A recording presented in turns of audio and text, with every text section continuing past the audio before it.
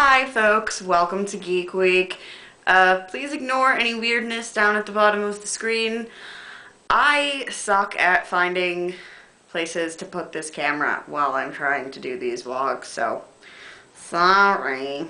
This week, I'm going to talk about the premiere of Hannibal Season 2 and the Oscars. Let's get Hannibal out of the way first, as always, not spoiler free.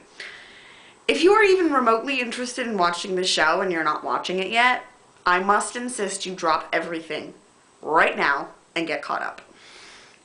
Because it's such a goddamn beautiful show. The episode itself, I'm glad that we're kind of looking at an arc for the whole season. Like, we got that fight scene at the beginning and a 12 weeks earlier to where the rest of the season is going to be. So we know at some point down the line this season, I'm putting my money on the very, very end, like talking like last episode, and Hannibal's finally going to be exposed.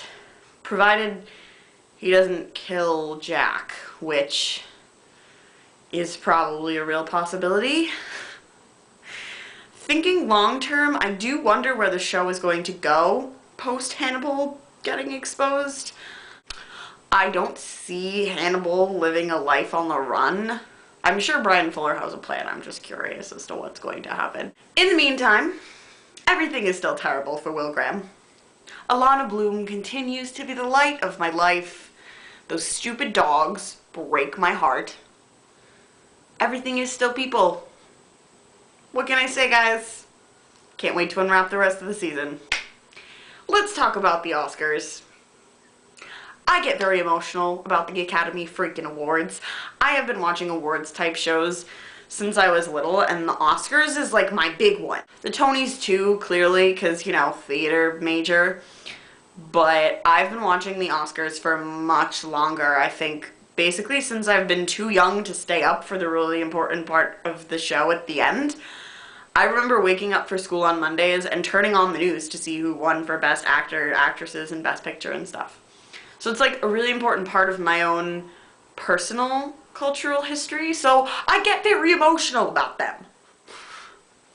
I had rehearsal on Sunday night for the musical that I'm currently assistant stage managing at school, but the stage manager and I were very bad girls, and we had our laptops on, and we were keeping up with what was happening with the red carpet arrivals in the first part of the show. Rehearsal ended at 10, I was back in my dorm by 10:25, and I just barely missed Lupita Nyong'o winning. If you're on my Tumblr, you know that Lupita Nyong'o gives me life. She is a goddess. We do not deserve to even look upon her. So, I mean, I'm thrilled for her win. And actually, that was the only thing that I missed that I cared about. Everything else happened in the last hour and a half of the ceremony, and I got to see it, so all was well on that front. I am as upset about Leo not winning as the rest of the internet, although probably more upset that Matthew McConaughey, who won more than anything else. Literally, anybody else. Academy, why? Why must I live in a world where that man has an Oscar for acting? Why? I haven't seen Dallas Buyers Club, although I probably will eventually. I think my mom wants to watch it now. And I'm sure he's great in it, but there's nothing about his public image that makes me remotely care about his fate. He's too goofy with no substance. Like, I'm sure he's not a horrible person, unlike Jared Leto, who's probably a rapist, but we won't get into that right now. Go do a Google search or something, people. There's a lot of things that's problematic with the Leto situation, including the appalling lack of transgender representation by actual trans individuals, but again, not going into that as it deserves a separate platform. Basically, my jaw dropped in the worst way when Matthew McConaughey won. Poor Leo. Better luck next time, buddy. As somebody who was very excited to see Adina's performance of Let It Go, I was very disappointed.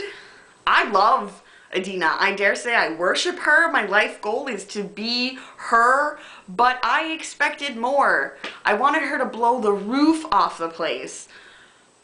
But instead she sounded nervous, was getting ahead of the music, and bombed the high note.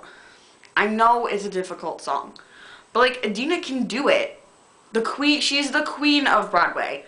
The queen of live singing. That's how she makes her living. There's no excuse in the world that lets her off the hook for that, honestly. Or John Travolta's appalling mispronunciation. Adele Dazeem. Okay. On the bright side, the speech given by Kristen Anderson Lopez and Bobby Lopez, the latter of which is now the youngest and first man of color to join the EGOT club, made me cry. Basically because they summed up so succinctly the important message of Elsa's character of not letting fear and shame hold you back from being unique. Did you see Benny? Did you? Did you see him photobombing you two on the carpet? Did you see him wearing a tie to a bow tie mandatory event? Did you see him looking fly as fuck up there on that stage? Did you see him panning over the crowd for just a moment, drinking up that feeling of presenting at the Oscars? Did you see him trying not to grin like an idiot? Did you see him? Did you? Did you? Did you? He's so dreamy. I was such a proud cumber bitch. They grow up so fast, don't they? Well, that's all I got this week. I think it was a lot, sorry. The Oscars are an emotional time in my life. Like this video / subscribe if you don't hate my face. Argue with me in the comments. Go follow my Tumblr if you want the blow-by-blow of my reaction to these sorts of things.